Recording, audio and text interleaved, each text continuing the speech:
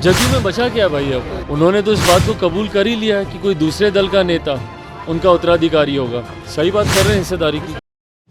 नमस्कार, आप सभी का स्वागत है इनसाइडर लाइफ में और मैं हूं आपके साथ ज्योति शर्मा। उपेंद्र कुशवाहा के बयान पर राजनीतिक गलियारों में हलचल बढ़ गई है। अन्य पार्टी दल के नेता अपनी अपनी प्रतिक्रिया दे रहे हैं। इन सब के बीच आज पटना पहुंचे लोक जनशक्ति पार्टी रामविलास के राष्ट्रीय अध्यक्ष चिराग पासवान ने कहा, बिहार में क्या राजनीति हो रही है, सबको अपना ही पड़ा हुआ है। ये सारे विषय पार्टी गठबंधन के अंदर के विषय हैं। सुलझाने के लिए बिहार के पास कई ज्वलंत समस्याएं हैं और इस पर चर्चा होनी चाहिए। अरे क्या राजनीति हो रही है बिहार में, सबको एक अपना ही उसमें है। हकीकत में ये सारे विषय पार्टी गठबंधन के भीतर के विषय हैं सुलझाने के लिए। बिहार की अपनी ज्वलंत विषय हैं, अपनी ज्वलंत समस्याएं हैं चर्चा करने के लिए। उन्होंने कहा कि जदयू में अब कुछ नहीं बचा है। जिस पार्टी के नेता ने अपने उत्तराधिकारी के तौर पर दूसरे दल के नेता को अपना नेता मान लिया है, ऐसे में उस पार्टी का अस्तित्व क्या बचता है। कल को नीतीश कुमार के मुख्यमंत्री के बाद उन्होंने इस बात को कबूल कर लिया है कि दूसरे दल का नेता उनका उत्तराधिकारी होगा। ऐसे में जदयू का भविष्य पूरी तरह से समाप्त है। जिसका भविष्य नहीं है उसका वर्तमान क्या होगा। जदयू में बचा क्या भाई? अब जिस पार्टी के नेता जब वो अपने उत्तराधिकारी के तौर पर किसी दूसरे दल के नेता को अपना नेता मान लेते हैं, तो ऐसे में उस पार्टी का अस्तित्व बचता कहाँ है? कल को नीतीश जी के मुख्यमंत्री जी के बाद उन्होंने तो इस बात को कबूल कर ही लिया है कि कोई दूसरे दल का नेता उनका उत्तराधिकारी होगा। तो ऐसे में जनता दल यूनाइटेड का भविष्य पूरी तरीके से समाप्त है।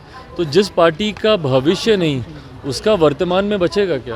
उपेंद्र कुशवाहा अपनी हिस्सेदारी मांग रहे हैं। इस बात पर चिराग ने कहा, वह बिल्कुल सही कह रहे हैं। उपेंद्र कुशवाहा कह रहे हैं कि मुख्यमंत्री नीतीश कुमार को हैंडल किया जा रहा है। सही बात कर रहे हैं हिस्सेदारी की। आपको बता दें कि उपेंद्र कुशवाहा ने आज अपने आवास पर प्रेस कॉन्फ्रेंस कर नीतीश कुमार पर गंभीर आरोप लगाया और यहां तक कह दिया कि वह अपने बेटे की कसम खाकर कहें कि क्या उपेंद्र कुशवाहा अपने मन से जदयू में आए थे या फिर नीतीश कुमार ने उन्हें बुलाया था।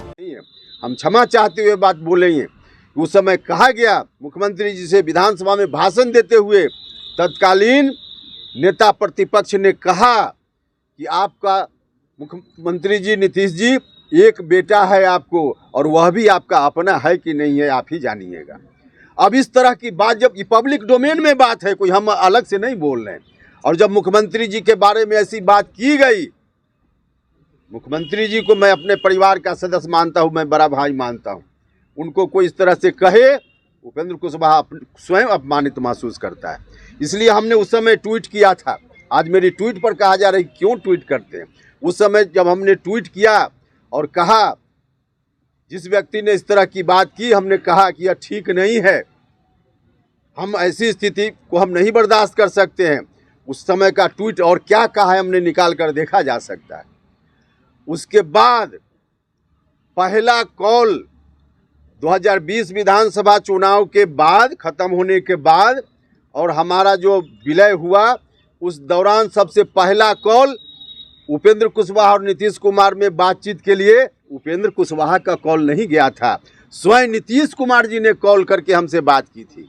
आज जो कह रहे हैं कि अपना मन से आए, 2020 चुनाव के बाद उधर से मुख्यमंत्री जी के एक अन्य मार्ग से कॉल आया और तब उन्होंने मुझसे बात की। तो अब जो कह रहे हैं कि अपना मन से आया, रिकॉर्ड उठाकर देख सकते हैं, एक अन्य मार्ग का कॉल डिटेल निकाल कर देखा जा सकता है।